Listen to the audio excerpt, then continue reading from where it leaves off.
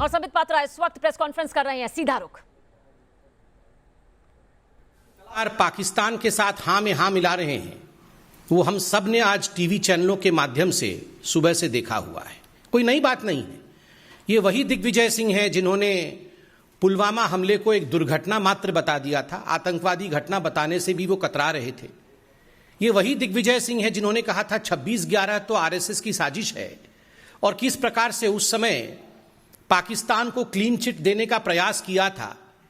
तो दिग्विजय सिंह जी का यह कहना कोई नई बात नहीं है कि बंधुगण, मगर एक सीरियसनेस के साथ हम ये कहना चाहते हैं कि ये कोई वन रैंडम स्टेटमेंट, ये किसी एक कांग्रेस के व्यक्ति का पर्सनल विचार हो, निजी विचार हो या व्यक्तिगत विचार हो, ऐसा नहीं है।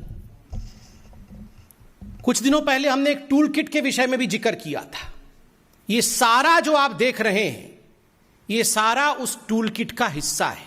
All this is part of the tool kit of Congress party. Bharat को किस प्रकार से अपदस्थ करना है, हिंदुस्तान के खिलाफ किस प्रकार से बोलना है, मोदी जी के खिलाफ किस प्रकार जहर उगलना है, भले उसके लिए पाकिस्तान, चीन इत्यादि से समर्थन क्यों ना लेना पड़े, यह सारा कुछ कांग्रेस के उस टूल किट का हिस्सा है, जिस टूल किट के विषय में भारतीय जनता पार्टी ने खुलासा भी किया था और हमारे तमाम बड़े नेताओं ने कांग्रेस का पर्दाफाश किया था।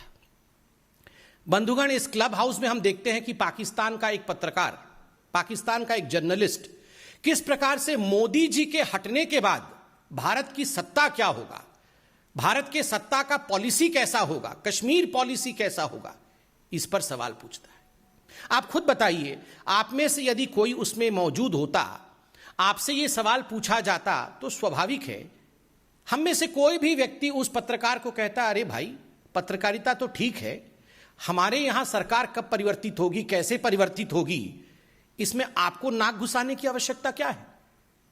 इस विषय में आपको व्यक्तिगत रूप से इंटरफियर करने की आवश्यकता क्या है? आप तो पाकिस्तानी हैं। मगर नहीं, दिग्विजय सिंह जी उन्हें धन्यवाद देते हैं, थैंक यू। थैंक यू कहने के बाद दिग्विजय सिंह जी ओब्लाइज करते हैं और उत्तर देते हैं कि अगर मोदी जी हट जाते हैं सत्ता से, तो जो कश्मीर पॉलिसी होगी उसके अंतर्गत कांग्रेस की जो सरकार आएगी वो आर्टिकल 370 को फिर से रिवोक कर देगी, अर्थात आर्टिकल 370 को, 370 को जम्मू कश्मीर में पुनः स्थापित करेगी। आप सोचिए जरा, ये दो चीजें दर्शाता है। एक तो कांग्रेस का पाकिस्तान के साथ सांठगांठ, कांग्रेस का पाकिस्तान के साथ खड़ा होना, दोनों के विचार एक जैसे हैं, कांग्रेस और पाकिस्तान के विचार एक जैसे।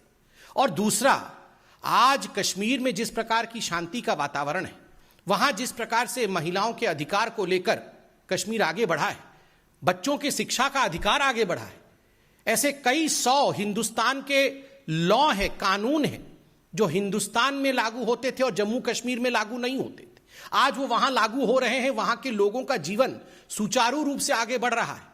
उसके खिलाफ भी कांग्रेस एक वातावरण तैयार करना चाहती है। बंधुगण,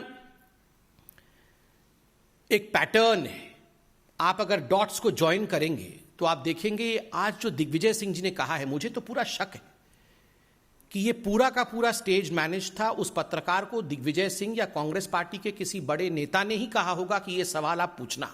ऐसा नहीं है कि उसने कोई रैंडम सवाल पूछ लिया, ये सब स्टेज मैनेज्ड होता है, ये टूल किट का हिस्सा है।